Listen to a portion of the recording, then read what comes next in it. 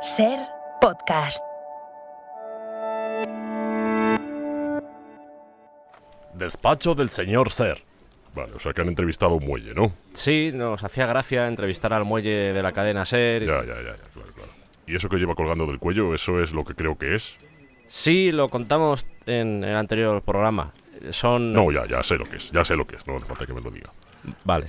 ¿Y qué? ¿Para este también cosas raras de esas, no? Bueno, sí, alguna habrá, claro, Pues sí. nada, venga, empiecen ya.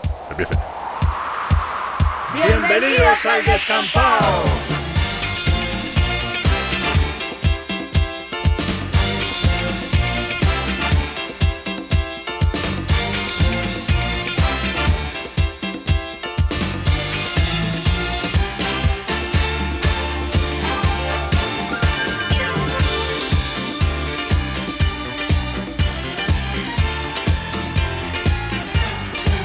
Somos Radio El Descampado y os estamos acompañando durante estas 3 primeras semanas de julio.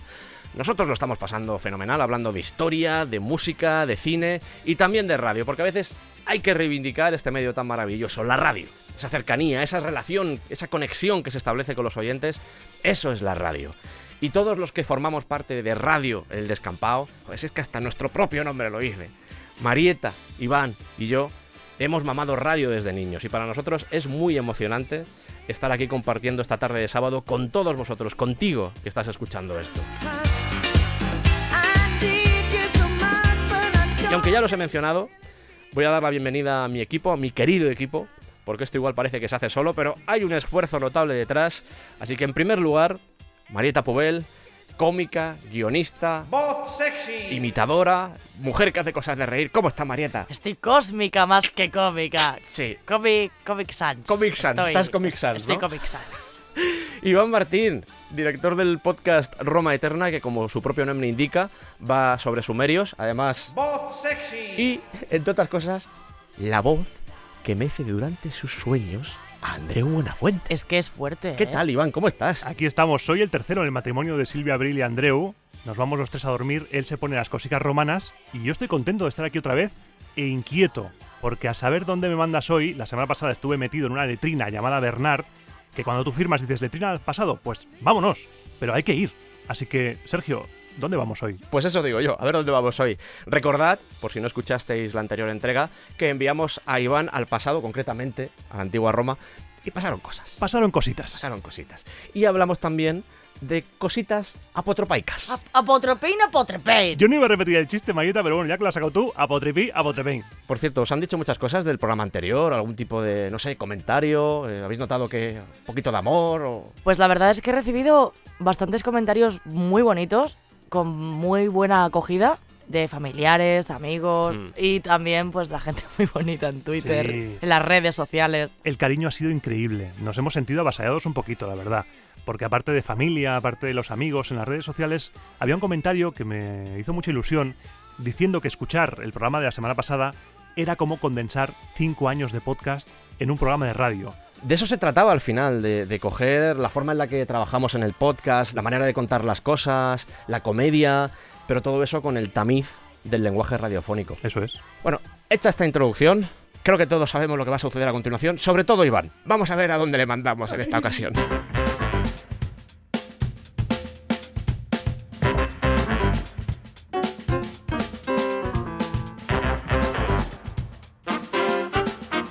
Me siento ahora mismo como si fuera el hombre bala del circo.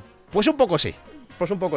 La semana pasada, os lo hemos dicho, Iván se metió en una letrina y viajó al pasado.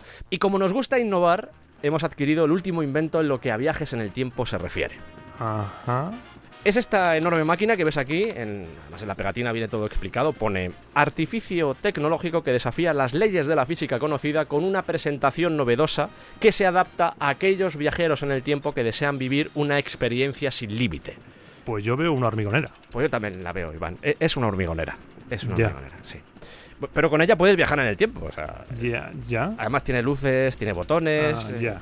Bueno, hoy no te voy a preguntar a dónde vas a ir, así que tú te metes y ya en el panel de dentro eliges tú dónde quieres ir y ya está. ¿vale? Bueno, me meto dentro, más limpio que la letrina será. Sí, eso sí. Eso sí. No cabe bien. No cabe bien dentro, ¿eh? No. A ver, es que es una hormigonera. Cómoda no es. Pero estás bien ahí dentro, Iván, te veo un poco... Un poco ajustado, pero bueno, he conseguido pillar la postura. Según lo que ponía en la caja, es una tempogonera. No sé si... No me tranquiliza eso, ¿eh? Ya, bueno. Que... Pues nada, vuelvo en un rato. Pues buen viaje, Iván. Buena suerte y fue un placer, ya sabes. Y trae cosas. Yo siempre pido. Si cuela, ¿sabes? Ale. Adiós. Y ahora vamos a ver qué ha encontrado Marieta en el archivo de la cadena SER.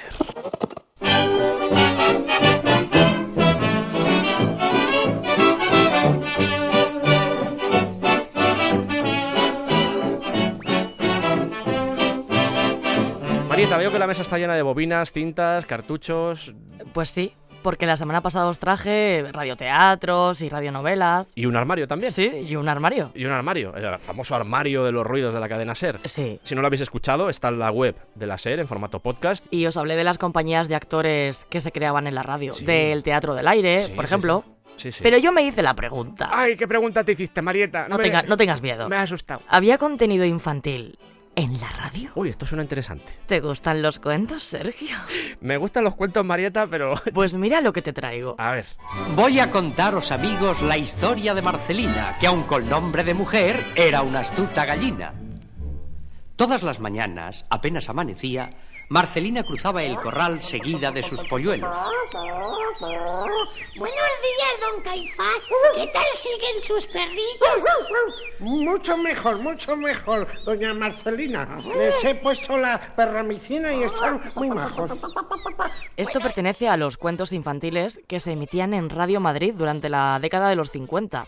De hecho, el elenco es el mismo que hacía el resto de obras y radionovelas. Vamos, que te podían hacer Amar Rosa y después el cuento de la bruja piruja. Correcto. A primera hora de la tarde, los niños volvían del colegio Sí. y mientras se comían el bocadillo de la merienda, escuchaban estos cuentos. Claro, esto es algo que igual ahora no tenemos tan presente porque no hay una programación radiofónica tan enfocada al público infantil. Hay cosas de vez en cuando, ¿vale? Pero en estos años, claro, yo recuerdo cuando era niño y el papel que podía tener aquí la radio ya lo había suplantado, si se puede utilizar esta palabra, la televisión. Hombre, claro, pero es que en esa época la radio era el medio más accesible. Claro. De hecho, había bastantes programas dedicados a los niños. Mira, esto que vas a escuchar era La Ratita Sabia. ¡Ay, la ratita sabia! ¡La Ratita Sabia! ¡Qué maravilla! Mamá, estoy cansada de esta vida tan aburrida. Siempre lo mismo. Con asomar el hociquito a la puerta de nuestra casa no nos falta ni trigo ni harina. Yo quisiera conocer el mundo. ¡Oh, el mundo! Queridísima hijita, nunca podrás figurarte lo malo que Marieta, es. porque he escuchado el material antes de ponerlo. Por si acaso.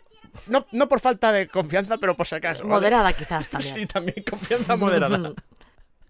Pero esto, por ejemplo, que acabamos de escuchar de la ratita sabia, podrías haberlo grabado tú perfectamente. Podría ser perfectamente. Quizás un poquito más punk, pero sí. Y lo mejor de todo es que no solo lo representaban, sino que también a veces cantaban, Sergio. ¡Ay, qué bonito! ¡Ay, qué maravilla! Valiente has de ser, quieras o no quieras. Valiente has de ser, aunque aquí te mueras. Pero- Valiente serás. ¡Ay, va! En la década anterior, en la de los 40, Sí. no he encontrado cuentos, pero sí que he descubierto un programa que se llamaba Pototo y Boliche. ¡Pototo y boliche! Eran dos payasos que tuvieron un programa en la cadena SER. Toma ya. Manuel Bermúdez era Boliche y Eduardo Ruiz de Velasco, Pototo. Pototo. Gracias a su éxito, después pasaron a la televisión e incluso hicieron una película en el 48 que se llamaba Pototo, Boliche y Cía. Programa que está presentado por dos payasos, pues obviamente es un programa dirigido a niños. Claro, bueno, de 2 a 90 años, como decían ellos. Y por sus micrófonos pasó gente como Antoñita la Fantástica, que estaba interpretada por Borita Casas, Sí. Luis Sánchez Polac, Tip. Tip, cuando todavía estaba con Top, o Gila, sin ir más lejos. Imagino que no se conservan grabaciones de todo esto. Lamentablemente no, pero ¿sabes lo que se me ha ocurrido, Sergio? No, pero te reconozco que acabo de cerrar un poquito el ojete porque conozco esa mirada tuya, Marieta. ¿Por qué no hacemos nosotros nuestro propio cuento? Pues venga. Érase una vez un niño llamado Daniel al que las verduras le hacían llorar. Su papá Antonio y su mamá Carmen ya no sabían cómo conseguir que Daniel comiera vegetales. Aquí viene el avión, abre la boca. Es verde, me da algo. Cariño, tienes que comer verdura. Las verduras tienen muchas vitaminas y te harán crecer sano y fuerte. Pero no me gustan. Tienes que comer de todo, hijo. ¡Quiero un helado! Si te comes las verduras, el abuelo te llevará a comprarte un helado de chocolate muy grande. Papá, las verduras no son nuestro enemigo. Ya. Y además no puedes usar el helado como una recompensa. Y es que ya no sé qué hacer para que se las coma. Tengo una idea. Daniel, vente conmigo, vamos al huerto del abuelo. Y el pequeño Daniel fue con su abuelito Ginés al huerto para presentarle a unos amiguitos suyos que de seguro iban a hacerle cambiar de opinión. Bueno, Daniel, ya hemos llegado. Te voy a presentar a 3 amiguitos. Hola, pequeño. Me llamo Zana y soy una zanahoria. ¡Anda! Soy de la familia de las umbelíferas. Y mis propiedades son muy fructíferas. Tengo vitamina E y C, como puedes ver, Daniel. Y vitamina A y K. Y conmigo muy grande te harás. Si una piacia quieres comer, todo esto vas a tener. Fósforo, magnesio y mucho más. ¡Bien! ¡Sabor!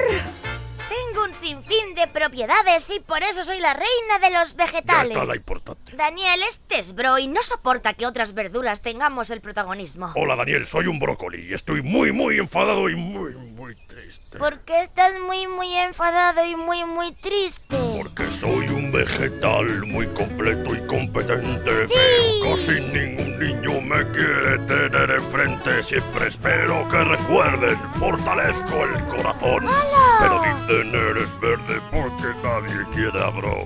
¡Jope! Es muy triste tu historia, bro. Toma un pañuelo. ¿Tú quién eres? Yo soy un pimiento rojo y me llamo ¿Te llamas Miento?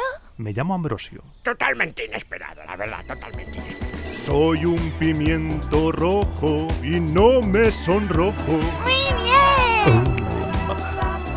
Soy antioxidante, elegante y con arrojo. Yeah. Soy un vegetal de 10, pequeño Daniel. ¡Qué guay! Y tengo vitamina C y seré tu amigo fiel. ¡Oh, abuelito, qué guay! ¡Qué bella tonada! Me ha gustado mucho la canción de Ambrosio, me ha gustado. Bueno, Daniel, tu abuelito te ha traído aquí a conocerme. A conocernos, a todos, no solo a ti, Zana. Te ha traído aquí a conocernos para que veas que las verduras somos muy interesantes y tenemos muchas virtudes. Quiero comer muchas verduras para ser como Zana, Bro y Ambrosio. Son increíbles, abuelito. Y tú también lo serás si las comes. Vamos a casa, que ya es casi hora de cenar. Tenemos que volver otro día, abuelito. Cuando quieras, hijo, cuando quieras. Adiós, amiguitos. Hasta pronto, Daniel. Y gracias a esta visita al huerto de su abuelito, Daniel comenzó a comer verduras y aprendió a tener una alimentación equilibrada y completa. Creció sano y fuerte y se convirtió en un gran agricultor. Zana, Bro y Ambrosio le ayudan en sus cultivos y gracias a ellos y a su abuelo Ginés, recolecta las mejores hortalizas de toda la zona. Y colorín colorado... Están riquísimas. ¿Cómo? Pero he debido de tocar algún botón o algo, Marieta. Ya. Anuncios. ¿Cansado de ir al gimnasio para mover esa insufrible palanquita más dura que la pizza del día anterior? ¿Harto de que los demás intuyan sus movimientos? ¡No me gusta que intuyan mis movimientos! ¿Deseoso del libre albedrío? ¡Deseo el libre albedrío! Aunque no sepa lo que es. Cleans Clonks te trae el nuevo modelo sin intermitentes. El tontos del culo car. La verdad es que el tonto del culo car ha cambiado en mi vida porque a mí nunca me ha gustado usar intermitentes. O sea, yo tengo una neurona que la utilizo para sujetar el volante y no cagarme encima, así que estupendo, de verdad. Estoy muy contento con el tontos del culo car. ¿Pero a dónde vas? Se acaba de cruzar el carril, pero míralo. Ja, ja, ja. Soy un ninja de la carretera. Estoy muy contento con este coche porque todo el mundo sabe que los intermitentes no son necesarios y así voy más descansado, no tengo que hacer el esfuerzo de mover la palanquita y además así todo el mundo puede saber lo imbécil que soy sin que yo haga nada. ¡Viva el sigilo conductor! Y si efectúa su compra antes del 48 de julio, Le regalamos 2 Mac y una alerta de submarinos. La capital del mundo es Cuenca. ¿Cómo dice? Que la capital del mundo es Cuenca. Ah, sí te he escuchado. La capital del mundo es Cuenca. ¿Qué tontería estás diciendo? Convence a todo el mundo de mierdas disparatadas contratando seguros, segurísimo que sí. Arévalo es el doble de Danny DeVito en las escenas de acción. Y embauca a toda la gente que te rodea. La Tierra está hueca y dentro viven gominolas con forma de persona que se dedican a controlar nuestros movimientos. No quiero que nadie controle mis movimientos. Desprende una seguridad arrolladora en tus afirmaciones más rocambolescas contratando nuestros seguros. Con la primera cuota te regalamos un canal de difusión en Telegram y un grupo de Facebook para que puedas expandir libremente tus argumentos seguros, sin contrastar, pero 100% fiables. Y una cuenta de Twitter para que opines de todo. El porque sí y el porque yo lo digo nunca tuvieron tanto empaque. ¡Viva la opinología! Ah, pues si tú lo dices será verdad. La capital del mundo es Cuenca. Ay, y el agua deshidrata. Me lo creo.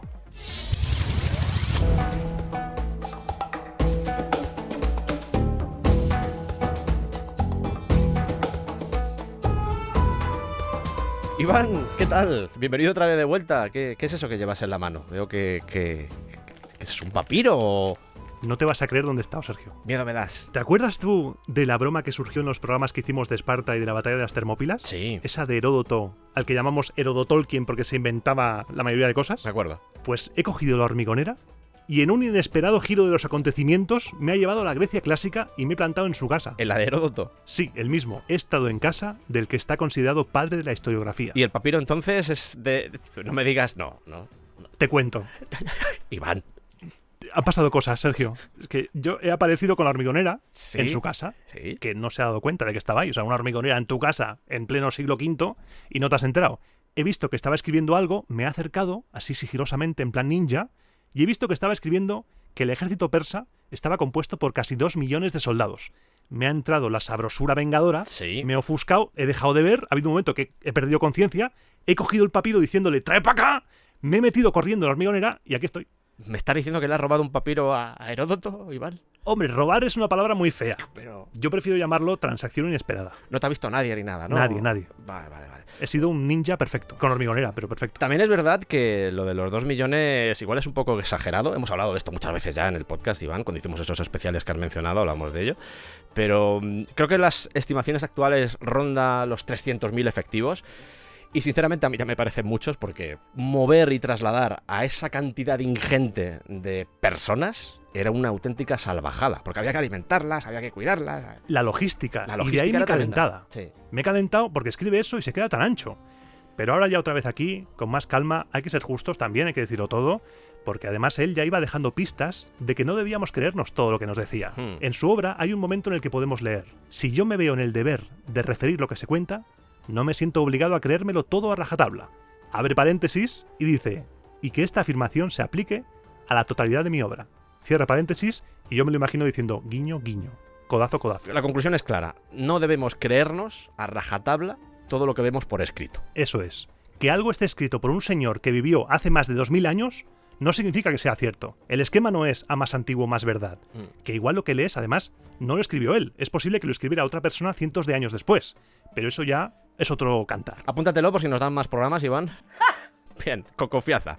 Esto de cuestionar las fuentes escritas es una de mis cruzadas personales desde que me metí en esto de la divulgación. Sabes que te acompaño, querido amigo, en esa cruzada. Sí, estamos juntos hombro con hombro porque igual lo que convendría es dejar de tener a los autores antiguos en un altar y empezar a considerarlos lo que son: personas con opinión, ideología y con una intención detrás de lo que relatan. Sabiendo todo lo que te gusta el tema de Roma, que yo sé que te gusta mucho, tienes un podcast, Roma Eterna, a veces digo, pobrecito, lo difícil que tiene que ser encontrar información fiable en la antigüedad, cómo se diluye a veces la leyenda y la realidad en ese tipo de documentación que pertenece a épocas tan remotas. Es que ya cuesta con noticias de la semana pasada, pues imagínate... Imagínate hace más de 2500 años. Claro. Heródoto lo que hizo fue, para recabar información, dedicarse a viajar.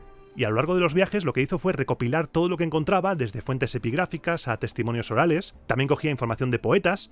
Describía, por ejemplo, también el país en el que estaba, lo que le iban contando. Según unos pasó esto, según otros pasó lo otro. Si hubiera tenido la Wikipedia, seguro que... ¡No te fíes de la Wikipedia! ¿Quién ha dicho eso? Esto es un sistema de seguridad que tenemos en el programa, Iván. Cuando alguien menciona la Wikipedia... ¡No te fíes de la Wikipedia, he dicho! Es un poco desagradable, pues. Sí, además me ha dado un vuelco el corazón. Es normal, es normal. Bueno, pues si hubiera tenido esa enciclopedia online de la que usted me habla, que es muy útil, pero que también hay que tener cuidado al usarla, posiblemente hubiera metido cosas a ¡No cascopor. te fíes de la enciclopedia online de la que usted me habla! Hostia, no hay escapatoria, Iván. Estamos perdidos. Madre mía. Oye, y aun siendo un tío tan viajado, Heródoto, ¿no cribaba un poco la información que le llegaba? O sea, no hacía un poco de... A veces no.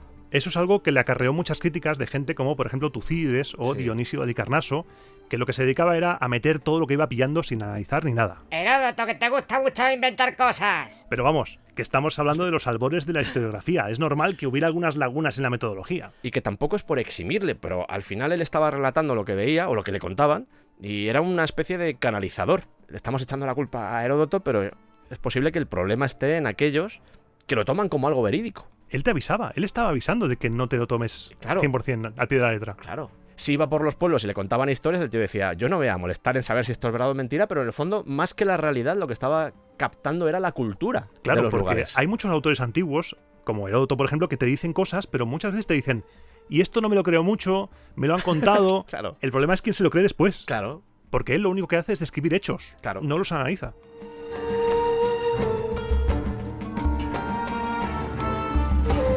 Entiendo que Heródoto, o como le gusta decir a Marieta, Heródoto, es que me gusta mucho. estaba en Atenas, ¿no? Sí, fue contemporáneo de Pericles, conoció a Protágoras, a Sófocles, vivió una época esplendorosa. Pero viajó mucho, viajó a Egipto, Fenicia, Mesopotamia, estuvo en muchísimos lugares, movido por ese deseo de saciar su ansia de conocimiento, que es algo que tenemos en común tanto los autores clásicos como Marieta, que se mete en el radioteatro de los años 50, o como tú como yo. Ese hambre de conocimiento nos conecta con el pasado. No soy muy de rankings, ¿vale? Pero si hubiera que hacer un ranking de autores antiguos, ávidos de conocimiento, ¿Heródoto ganaría o...? Voy a describir lo que está sucediendo ahora mismo. Iván está sonriendo de tal manera que sospecho, por algún motivo, que va a hablar de romanos. Sospechas bien, Sergio. Vaya. Pero en mi defensa diré que está relacionado, tiene que ver con la trama. Sí, claro que está, sí, seguro. Es que Plinio el Viejo se lleva la palma. Plinio el Viejo es el que murió en la erupción del Vesubio, ¿no? En Pompeya. Por curioso, por querer salvar gente sí, pero por curioso. Si Heródoto tenía curiosidad y hambre de conocimiento, este era directamente una bestia. Sabemos sus últimas horas, por qué murió, cómo murió, porque nos las cuenta su sobrino, Plinio el Joven. Que fue el que heredó todo después de lo del volcán. Eso es el que herodotó todo después del volcán. Madre mía. Madre mía, Iván, de verdad, madre mía. Pero yo quiero hablarte del viejo. Háblame del viejo mar marinero. Hostia, esto se me está yendo de las manos. Sí. Es maravillosísimo. ¿Esto es verdad? ¿Está pasando? Porque yo aún estoy mareado de la hormigonera. Está pasando, Iván, está pasando. Pues así, de manera resumida, Plinio el Viejo perteneció al orden ecuestre, ejerció cargos, lo típico de un romano de su época, de su orden, ejerció cargos tanto en Hispania como en la Galia. Además escribió varias obras que hoy en día están perdidas, por desgracia, como mucho conocimiento del mundo antiguo romano. Pero la que nos ha llegado es su Naturalis Historia, su historia natural, de la que tenemos, agárrate a la mesa, 37 libros. 37 libros solo, ¿no? Muy bien. Tú imagínate levantarte una mañana y decir, qué buen día hace hoy, voy a recopilar todo el conocimiento que existe. Mientras te comen los frostris, ¿no? Comiendo, uno tras otro. Venga. Y cuando digo todo, es todo, ¿eh? O sea, no voy de farol. Astronomía, matemáticas, geografía, etnografía, antropología, podría seguir. Agricultura, farmacología, minería, zoología, pintura y locuras. Verás. Son locuras inofensivas, pero locuras para nuestra época actual. En estos libros te puedes encontrar desde precisas descripciones del uso farmacológico de las plantas y de repente, cuando estás tranquilamente leyendo, ¡zas! Hombres con 8 dedos en los pies. Hombres con cabeza de perro. Personas con una sola pierna que van dando saltitos y duermen boca arriba en el suelo porque el pie es tan grande que les da sombra. ¿Cómo? Gente sin cabeza y con los ojos en los hombros. De todas las cosas que has dicho, coincido con Marieta en que lo que más me ha sorprendido es lo del pie que da sombra. Y las ilustraciones que se han hecho a raíz de ese relato son increíbles. Es Normal. un señor durmiendo con el pie que le hace sombra como una palmera. Y esto solo en 2 páginas, ojo, ¿eh? Y hay 37 libros, ¿no? 37. Estupendo. Tú imagínate además que fue utilizada por muchos exploradores occidentales de los siglos XVI y XVII.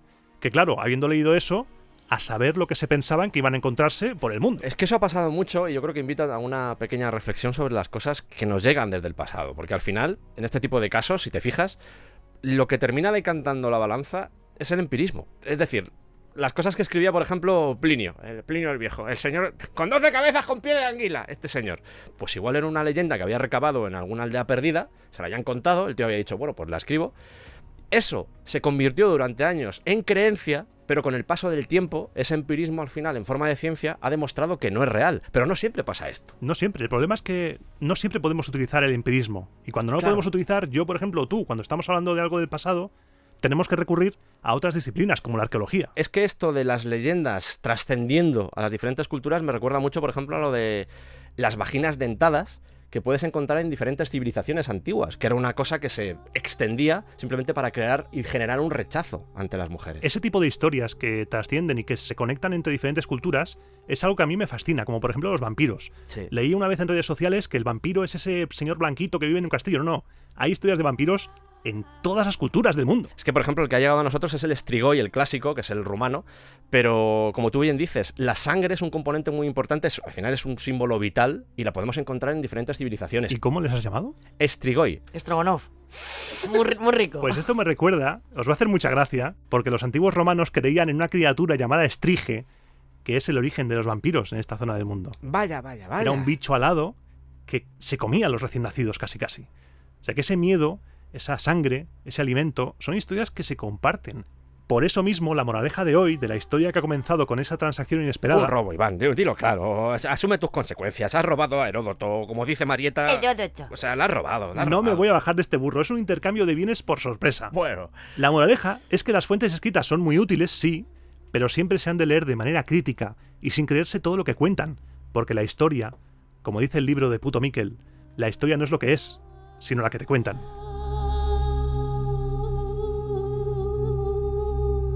Es que esto es como si ahora empezamos a escribir una historia en nuestro tiempo, lo que estamos viviendo, este contexto, lo que nos rodea, desde nuestro punto de vista, nuestra visión, nuestra ideología, nuestras creencias políticas. Siglo después alguien encuentra ese libro y dice, vale, que esto era la realidad, es que vivían así. Y no, siempre hay un canalizador, que es el que coge todas esas cosas y las deja al final expresadas en un texto. Como con Cartago.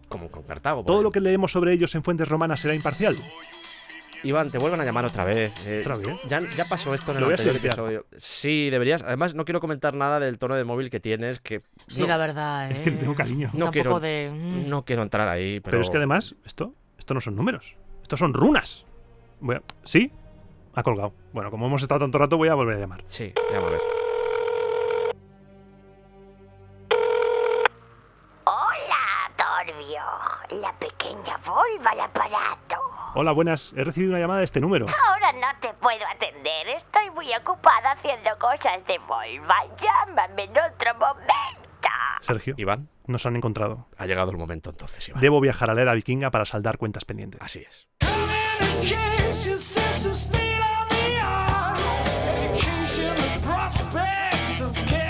Vamos a escuchar un poco de música. Estos son los Flower Kings, una banda sueca. Y esto se llama Paradox Hotel.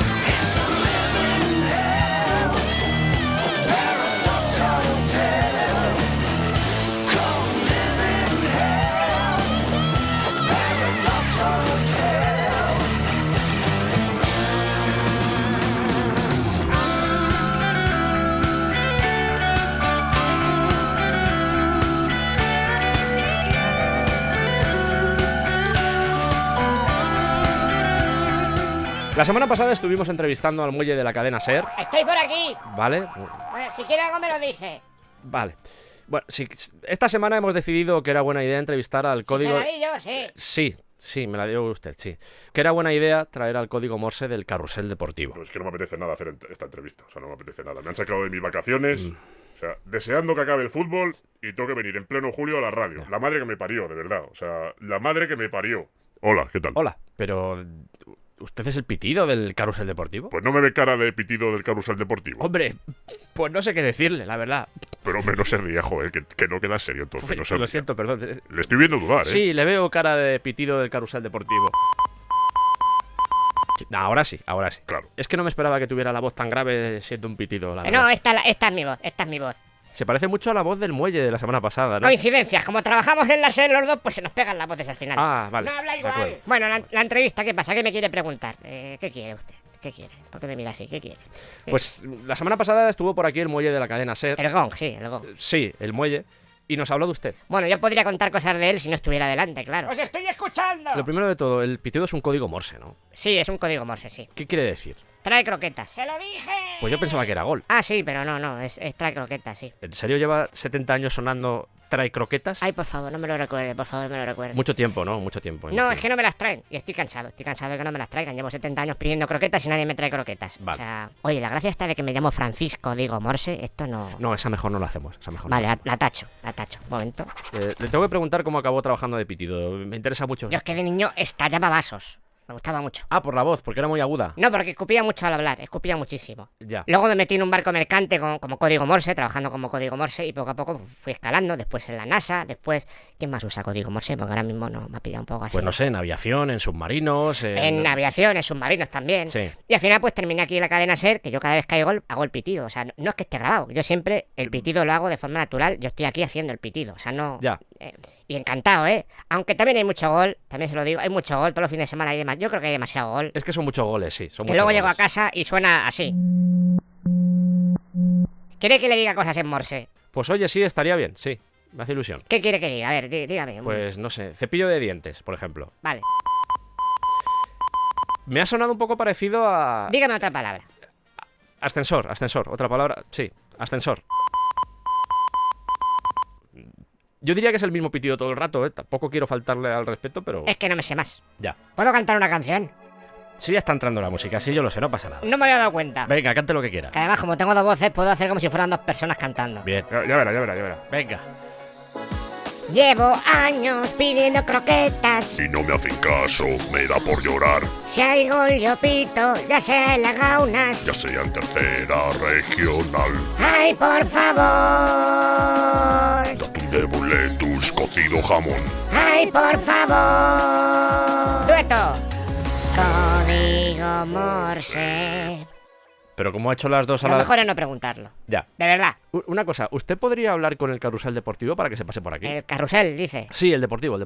Ah, sí, claro. También está de vacaciones, lo sabe, ¿no? Ya. Pues mira, ha tenido usted suerte porque nos vamos normalmente de vacaciones los dos, nos vamos a Benalmádena porque nos gusta mucho que se te llena la boca diciendo Benalmádena. Sí, es verdad, sí. Y entonces está por aquí, vaya a llamarle. Anda, mira. Oye, pasa. Vamos a ver. Va, sí, la entrevista. Venga, la entrevistita, sí. Venga. Hombre, el carrusel deportivo. Está diciendo mi nombre mal todo el rato. Todo el rato mal. Ah, perdón, no lo sabía. Bueno, la verdad es que todo el mundo lo dice mal. ¿Cuál sería su nombre? ¿Cómo se llamaría? Carl Russell. Carl Russell. Vale, estoy viendo la broma venir, la estoy viendo acercándose por el horizonte y no me gusta. Seguramente le sonará de películas como Golpe en la Pequeña China o La Cosa. No, sí lo he pillado. O Rescate en Nueva York, que hay dos porque por lo que sea por la primera vez no rescaté bien Nueva York. Entonces tuve que ir a una segunda rescate. Y luego que por qué nos dan 3 programas. Tango y Cash. Yo qué sé, yo estoy leyendo lo que me ponen. O sea, bueno, también pone aquí que trabajé como carrusel en la feria de Cucuch, Alicante, pero poco tiempo, la verdad. Ya. Porque me fugué con uno de los caballitos. Yo creo que ya está. Mire cómo de O sea, vuelta. yo de verdad, yo no Mire entiendo, cómo de o sea, no sé qué es esto, de verdad. Que no O me sea, gustan los deportes, no me gustan los no entiendo deportes. nada, de verdad.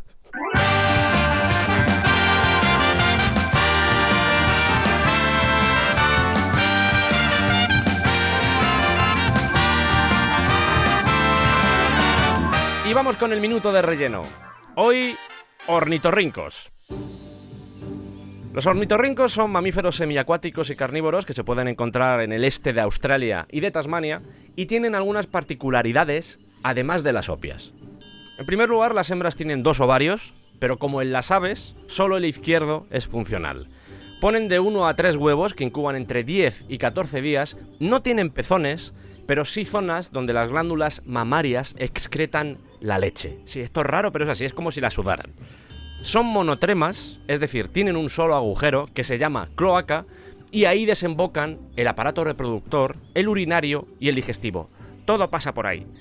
Los machos adultos poseen unos espolones venenosos que pueden utilizar en peleas o para defenderse de depredadores. Y las hembras también nacen con estos espolones, pero se les caen antes de 1 año. Y esto ha sido un minuto de Ornitorhynchus anatinus. Y eso, que son muy bonitos. Hasta aquí este minuto de relleno. Marieta, Iván, vamos a jugar a un juego. Vale. Os pongo 3 segundos de un tema y me decís qué os sugiere. Uy, a mí me dan ganas de hacer esto. Cine del oeste. Cine del oeste. A mí me apetece hacer ¡pitui! Escupir en una escupidera y beberme una zazaparrilla. A continuación vamos a hablar del Spaghetti Western, de Sergio Leone y por supuesto de la música de Ennio Morricone. The sun is sinking in the west. The cattle go down to the stream. The redwing settles in the nest. It's time for a cowboy to dream. Durante décadas, películas como Río Bravo, La Diligencia, Centauros del Desierto o Solo ante el peligro habían cimentado una serie de convenciones en lo que al cine del oeste clásico estadounidense se refiere. Pero del surgimiento del spaghetti western o del western europeo va a resultar algo muy diferente que va a poner en un brete todo lo que ese cine clásico había construido. Ese nuevo estilo, surgido en Italia, era el anti-western clásico. Ya no habrá héroes acendrados que buscan la justicia en páramos imposibles.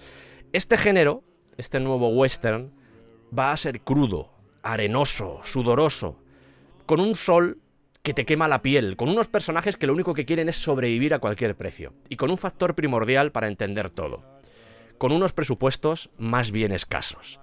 El western clásico pedía a gritos música épica, que acompañara a las aventuras de sus héroes, himnos triunfantes o románticos, pero esa épica difería de lo que se estaba cociendo en Italia, donde esa estética naturalista que rozaba el neorrealismo y el cinema verité iba a enfocarse más en los antihéroes y sus violentas historias. Había llegado el momento de probar otras cosas.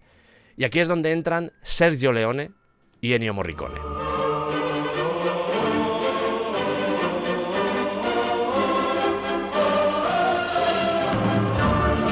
La historia entre Leone y Morricone es una historia de dos artesanos, porque ambos se conocían desde niños, pero sus vidas habían transitado por caminos artísticos diferentes.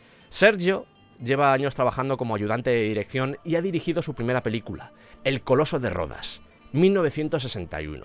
Y Ennio compone y realiza arreglos para la música pop italiana y tarda un poco en introducirse en el mundo del cine.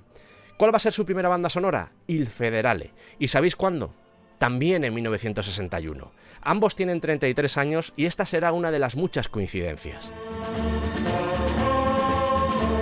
Tras hacer El Coloso de Rodas, Leone se ha enamorado de la historia que cuenta Yojimbo de Akira Kurosawa, en la que un ronin, un samurái sin amo, llega a un pueblo en el que hay dos bandas enfrentadas y decide aprovecharse de esa situación.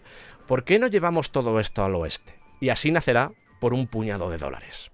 Oye, Sergio, una cosa, antes de seguir.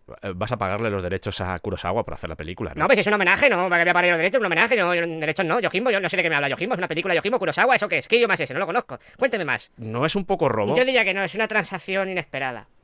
Vale. Para la música de la película, Por un puñado de dólares, Leone piensa en Angelo Francesco Lavagnino, que había trabajado con él en El Coloso, pero la productora le hablan de su viejo amigo Ennio Morricone y le ponen las composiciones que había realizado para Duelo en Texas, y no le acaba de gustar. Pero el productor le dice, mira, oye, os conocéis desde niños, quedas con él, que te saque unas patatas, os coméis ahí unos cacahueses o algo, pasáis ahí la tarde y que te enseñe las cosas que tiene. Venga, dale. Leone tiene en la cabeza algo parecido a lo que habían hecho en Río Bravo, un tema en concreto que se llama El Degüello, que estaba compuesto por uno de los clásicos compositores de Hollywood, que era Dmitri Tiomkin.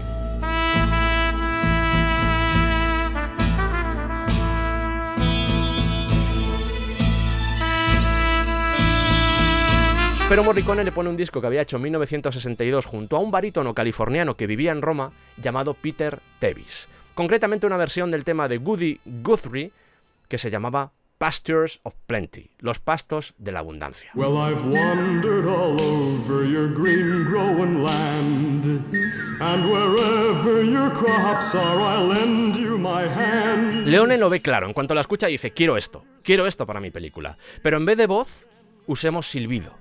Y así, en 1964, con Per un puño di dollari, nacería el sonido clásico. Cuando he dicho Per un puño di dollari, no lo habéis visto, pero he hecho el movimiento de mano también. Damos fe. Damos fe, correcto. Y yo también lo he hecho. Yo lo he pensado, pero no lo he hecho. Es lo mismo que acabamos de escuchar, pero con silbido en vez de voz. El mismo arreglo. Con esta música, con esta banda sonora, nacería el sonido clásico y característico del western italiano, del western europeo, porque al final se acabaron haciendo películas en España, en todos los lados. Guitarras Fender, sopranos, cantos corales, arpas de boca, ritmos al galope, silbidos, armónicas, guitarras españolas, ocarinas... Pero ¿de dónde había surgido esta mezcolanza tan curiosa?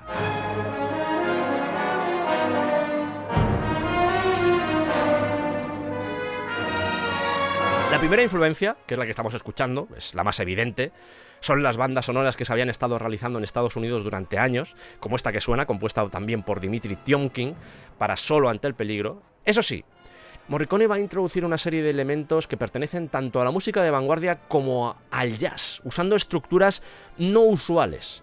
Por supuesto, también vamos a hallar pinceladas del folk que practicaba gente como Woody Guthrie, con Los pastos de la abundancia, que este sería el tema original. On the edge of your city you'll see us, and then we come with the dust and we go with the wind. Pero no solo el folk, también estaba el rock and roll, el surf, con ese sonido de guitarras tan especial de los años 50, con virtuosos como por ejemplo Dick Dale o Duane Eddy.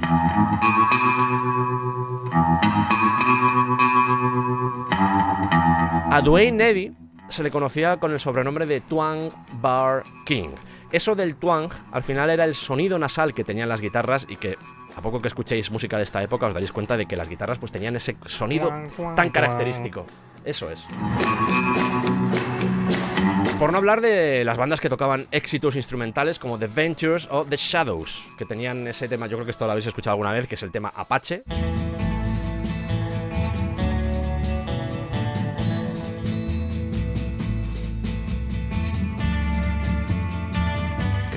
La guitarra esta suena como James Bond. Ese sonido también. Fijaos que estoy dando mucha importancia a la guitarra eléctrica, a esa combinación entre una guitarra Fender y un ampli Fender, con algo de reverb, o sea, con eco, y también con ese vibrato tan particular. Pero también las guitarras clásicas o flamencas tenían su espacio, de hecho bastante.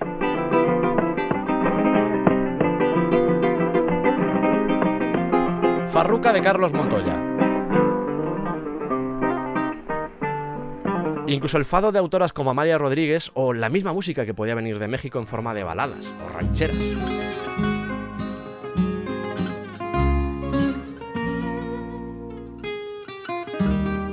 Introducid todos estos elementos en una coctelera, añadidle el genio creativo de Morricone y tendréis la música que aparecerá en las películas de Sergio Leone o incluso en otras de Sergio Corbucci como Joe el Implacable, El alcohol y la presa, de Sergio Solima. Sí, todos se llaman Sergio. Ahí. Sí, sí. Muchos Sergios ahí. Hemos observado esto. El clan de los Sergios. Il descampato di Sergio Mena. Di Sergio Mena. El descampato de Sergio Mena.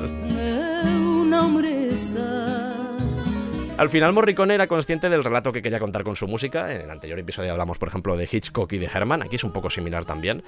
Y sabía que podía permitirse establecer algunas conexiones con Europa, pero sin perder de vista en ningún momento el sonido que llegaba de Estados Unidos. Exactamente lo mismo que le pasaba a Leone en su cine, que sí, que era western, cogía lo que le interesaba del cine clásico y decía, ahora vamos aquí a destruirlo. Por eso la relación creativa que se va a establecer entre los dos va a funcionar tan bien. Leone no sabía nada de música, ni siquiera tarareaba bien, pero sabía lo que quería, lo tenía claro, temas sencillos, fáciles y reconocibles, y eso es lo que le va a dar Morricone, porque esas melodías era fácil que la gente se pudiera sentir identificada con ellas, y además le daba un campo de juego muy rico al compositor italiano. Y al contrario de lo que suele suceder, un alto porcentaje de la música se creaba y se grababa antes de empezar a rodar. O sea, Leone quería que ese material sonoro, esos acordes, esas guitarras, fueran parte importante de sus films. Tanto que a veces la música era la que marcaba el ritmo narrativo y por eso algunas escenas se alargan, parecen videoclips, porque es la música la que está marcando ese ritmo.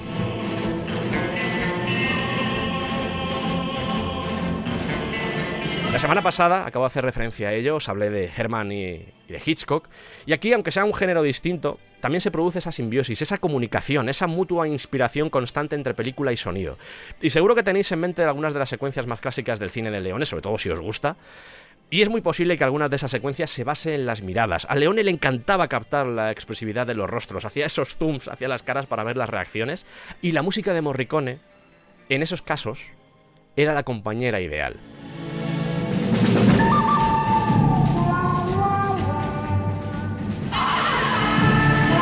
Y estoy hablando de nosotros como espectadores, pero usando esta técnica de poner la música que después iba a sonar en el resultado final, Leone también conseguía transmitir a sus actores el sentido dramático que tenía la escena. Les daba una atmósfera al final en la que trabajar, porque para Leone la música no era algo que estaba de fondo, le daba protagonismo incluso dentro de la historia del propio film. En El bueno, el feo y el malo, la música juega un importante papel narrativo y simbólico, porque Morricone asocia el sonido de diferentes instrumentos a cada personaje. Hay un motivo de 2 notas, por ejemplo la flauta, para el rubio, para Clint Eastwood. La ocarina, para Angel Eyes, Ojos de Ángel, que es Lee Van Cleef. Y las voces humanas, para Tuco, para Eli Wallace. Morricone va a usar mucho la voz humana, pero no cantando una letra, no, en su vertiente más atávica, más primitiva, como instrumento melódico. Y la cantante Eda Del Orso, que luego la escucharemos, será primordial para entender sus composiciones. Y luego, por supuesto, está el uso de los efectos de sonido. Va a haber muchos efectos de sonido. Látigos, campanas, aullidos, disparos. Creaba un tapiz visual. Lo había hecho antes de dedicarse a las bandas sonoras y con los westerns iba a explotarlo al máximo. Ejemplo: arpa de boca y ahora silbido.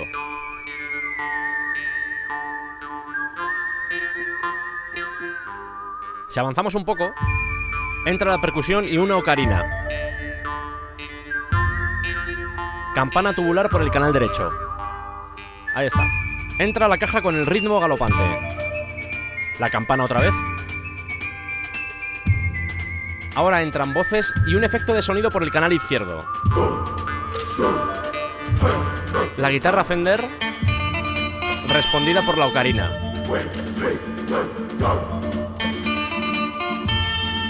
El tema termina desembocando en esto, con cuerdas, con coros, platos, percusión y todo a la vez. Esto es de La muerte tenía un precio y es un claro ejemplo de lo que os he estado explicando durante este rato. Pero si hay un tema característico de Ennio Morricone trabajando con Sergio Leone, es el éxtasis del oro de El bueno, el feo y el malo. Aquí la melodía la está haciendo el oboe,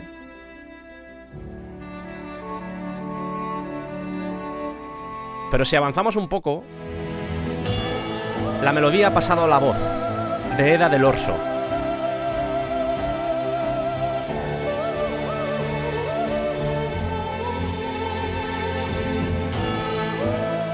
Y la velocidad se ha incrementado, claro.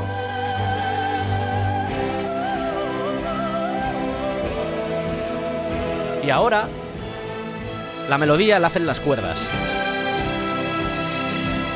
Y si avanzamos un poco más, son cuerdas versus voz y trompeta. Un ejemplo de cómo puedes utilizar una melodía relativamente simple, pero adornarla con un buen arreglo para que funcione.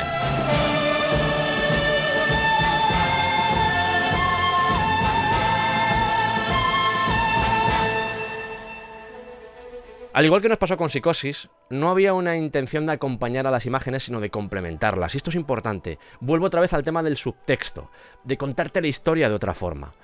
Morricone era consciente de ese poder que tenía el sonido. Y sirva esta última anécdota que os voy a contar para confirmarlo.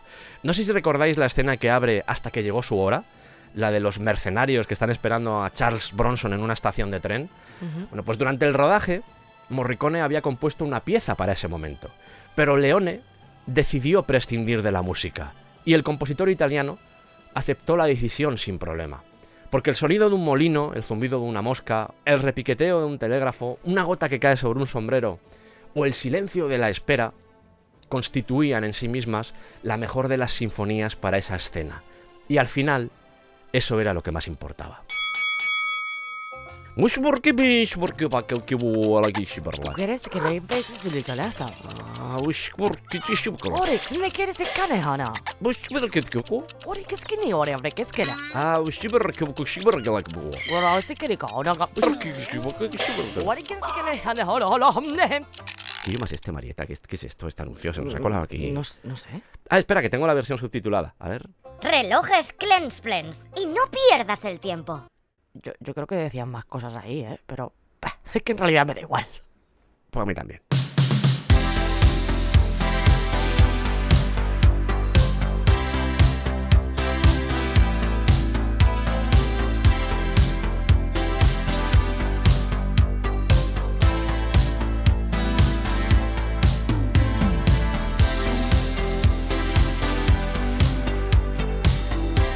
Y hasta aquí ha llegado este segundo programa de Radio El Descampado en la cadena SER. Todavía cuesta creerlo un poco, la verdad. Cuesta un poco, la verdad. Cuesta hacerse la idea de que podamos estar en la cadena SER hablando de estas cosas que tanto nos gustan. La semana que viene tendremos otro capítulo, el último. Pero si os gusta, pues decídselo a la SER. Por favor, decídselo. Mandad ¿sabes? Cartas y telégrafos. Eso está. Que repiqueteen los telégrafos. Eso es, repiquetean todo, que repiquetee. Marieta, Iván, gracias a los dos por acompañarme una semana más. A ti por venir. Y a ti por existir, Sergio, y por contar con nosotros. Gracias. Sabéis que poder hacer este programa junto a vosotros para mí es un lujo y de verdad que me siento muy feliz por teneros a mi lado, contando cositas aquí en la cadena SER. Es muy bonito. De verdad, esto, Es un sueño cumplido. Es un sueño cumplido, nos gusta mucho. Y aunque la gente no lo vea desde sus casas, vamos a hacer el movimiento sexy de hombro mientras bailamos este tema. ¡Súbelo! ¡Hombres locos! ¡Hombres locos!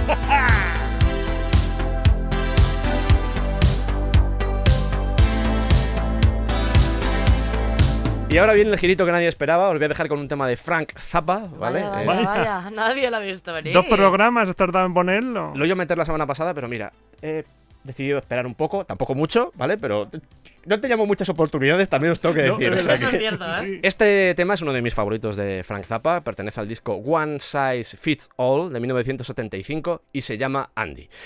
Hasta la semana que viene. La semana que viene estamos por aquí contando cositas. Un abrazo muy fuerte.